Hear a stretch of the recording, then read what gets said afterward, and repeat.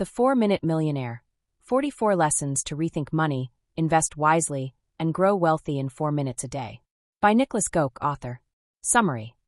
The 4-Minute Millionaire is a collection of 44 short lessons sourced from the best finance books, each paired with an action item to help you get closer to financial freedom in just 4 minutes a day. When I went to high school, I learned nothing about finance. Perhaps you can relate. The first finance book I read was Rich Dad, Poor Dad in 2014. I was fascinated. I've read many finance books since, and in 2021 I wrote my own.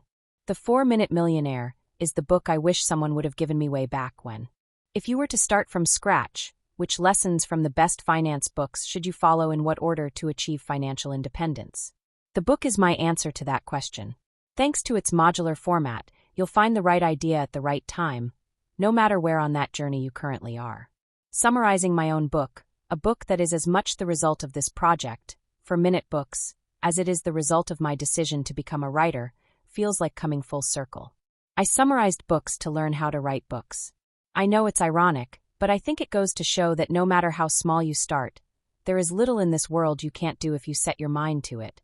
And that's also the first of 3 lessons I'd like to share from my book about money. Take pride in starting, even if you can only start small. Instead of avoiding risk, and thus also avoiding wealth, you should manage it. There are 7 new asset classes that make it easy to get excited about investing.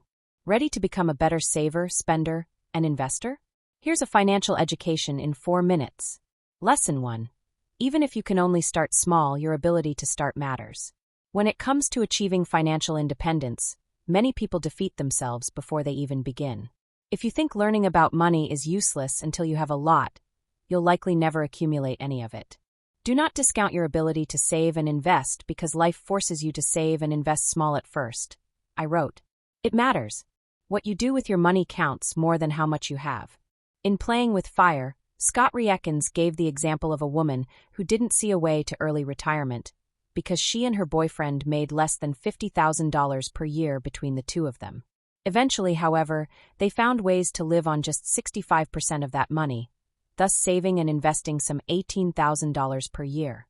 Nowadays, $100 can buy you a fractional share of Amazon, an entire bundle of personal finance courses, or a piece of equity in someone's crowdfunding campaign. Even with small amounts of money, the possibilities are almost endless. Don't feel bad about starting small. Take pride in it. Just start, and you'll be well on your way. Lesson 2. When you avoid risk, you also avoid wealth, so don't reject risk, manage it. In 2018, Tom Lee from Fundstrat had a bad summer.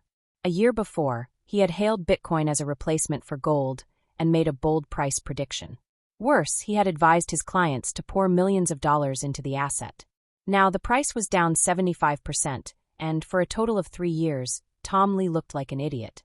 And then suddenly he was a genius. Bitcoin surpassed its 2017 high and outpaced Lee's past predictions.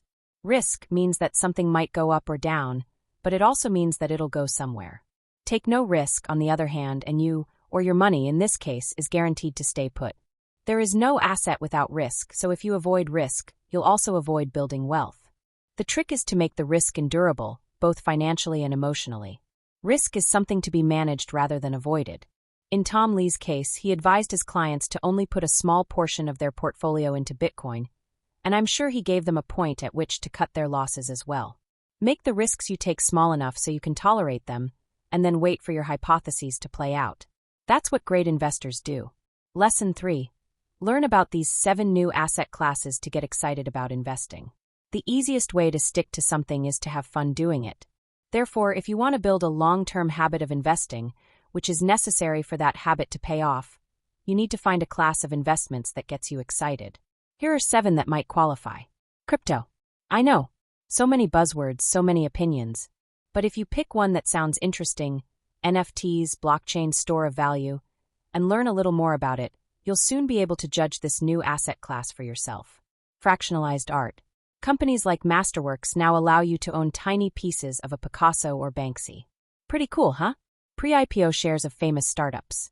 I knew Airbnb was a great investment in 2012. Unfortunately, I couldn't invest in it. No public access. Now, with places like EquityZen, you can invest in great startups before they hit the stock market. That is, Rolling funds from top venture capitalists. Not only can you now invest into great startups at the same time VCs do, you can also invest alongside those VCs. Rolling funds make it possible. Crowd investing. Want to invest in your favorite YouTube channel? If they hold a campaign on Crowdcube, you can. Music royalties. Would you like to get paid every time Jay-Z plays on the radio? Music royalty exchanges like Songvest make it possible. Crowdsourced index funds. Many stock apps like Trading 212 now have features that allow you to build your own index fund. If you think you can beat the big guys, now's your chance. The best thing about these asset classes? They're brand new. Usually, the earlier you are as an investor, the higher your returns will be. Therefore, the best time to get excited about investing is always today.